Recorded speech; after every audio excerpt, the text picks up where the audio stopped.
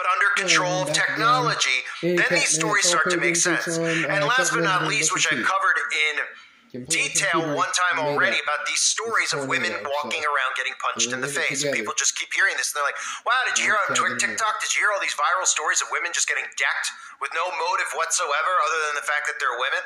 Well, the motive isn't the fact that they're women. The motive is the government who has motive to make you want to have CCTV cameras everywhere so that people could be under facial recognition 24/7. These stories are manufactured, and if you can't see that in this news clip of all these girls who are randomly getting punched, who are randomly online, who are randomly gaslighting you into feeling unsafe in your own cities, think about what the resolution to this is. The resolution is ultimately facial recognition on every street corner.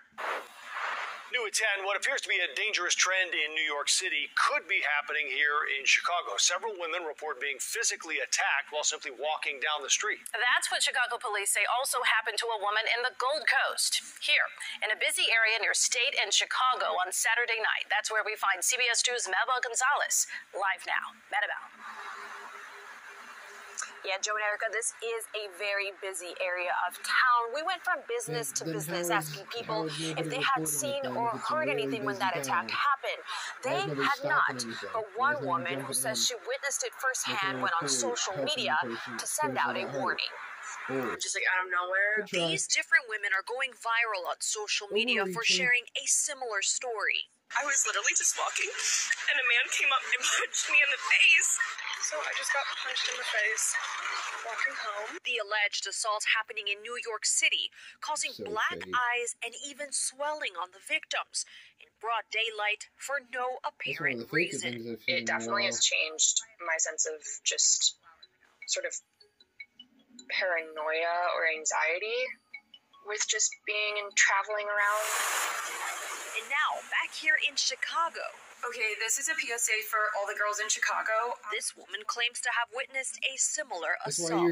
I was just walking my dog in Gold Coast River North area, and as I got up to my building, a woman ran up so terrified because a man had just punched her in the face, and then he darted west down Chestnut. He threw her phone, her nose was bruised, she was bleeding a little bit, so scared. We called the police. Chicago police confirmed to CBS 2 that a 52-year-old woman was walking near State and Chicago Saturday evening when a man hit her in the face. He then picked up the belongings she dropped and threw them across the street, police say, before taking off. It's unclear what the motive was behind the attack, but this apparent witness took to social media to send out a warning. That is just so scary. That's happening both in New York and here now. So everyone just be extra aware out there and stay safe. We're told the victim who was hit here refused medical attention. Chicago police tell us they are investigating this case, and so far, no arrests. Reporting in the Gold Coast, Maribel Gonzalez, CBS 2 News. Thank you, Maribel. No, saw that kick in the face. So those are some of the stories that we see manufactured on a day-in, day-out basis, right? Every day we're hearing stories about not just the dangers of flying, the dangers of passengers on planes, the dangers and the delays in flights and travel delays. These are all things that they're doing deliberately. It's deliberate sabotage. Okay? Same with driving.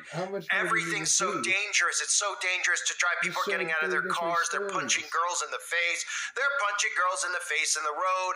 We need to run these people down, find these people. And the solution, of course, is well, we won't fly and travel as much anymore because airplanes aren't safe. Ultimately, we won't drive our cars anymore because that's too dangerous, and we'll let the government drive us around in driverless vehicles, and we'll let technology control. There'll be less accidents. There'll be less dangers. Everyone will feel safe and protected. And as far as the streets go, well, when you're in these smart cities, you won't have to worry about women getting punched because these cameras will be in place, and it'll be smart technology in place and facial recognition in place so that nobody can randomly do this and get away with it like they can now. And of course, we can all look around and say, how are people getting away with punching women in the face in the streets? How are they? Well, ultimately, the police are letting them get away with it because the people doing it are government operatives. That's who they are. I love how they could just give you no motives to any of these things other than, oh, they're angry on the roadway. Oh, the Boeing is just trying to save money. Oh, a woman just went on the plane and decided she wanted to bite people and was growling at people. These are all stories that make sense. And of course, people believe these stories. And ultimately, then they say, we need to stop this. We need a resolution. I don't feel safe in a car. I don't feel safe in a plane. And the government comes in and gives you those resolutions. Those resolutions include travel restrictions, travel bans, facial recognition, and of course, eventually driverless vehicles. That's how the news works. It doesn't work to inform you. It works to condition you. Condition your behavior. Ultimately, that's what they're trying to do, and that's what this is leading towards, because people are going to see all these stories. They see them on a day in and day out basis, and then they're asking for the things that the government has already plotted and planned for us to live under.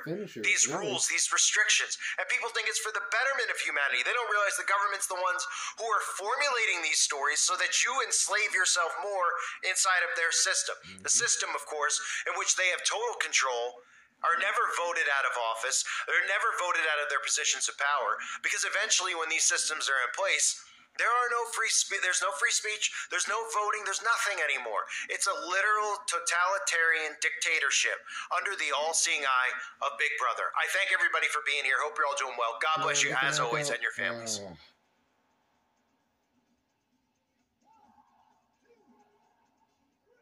All right, it's over. Thanks for watching. Love you guys.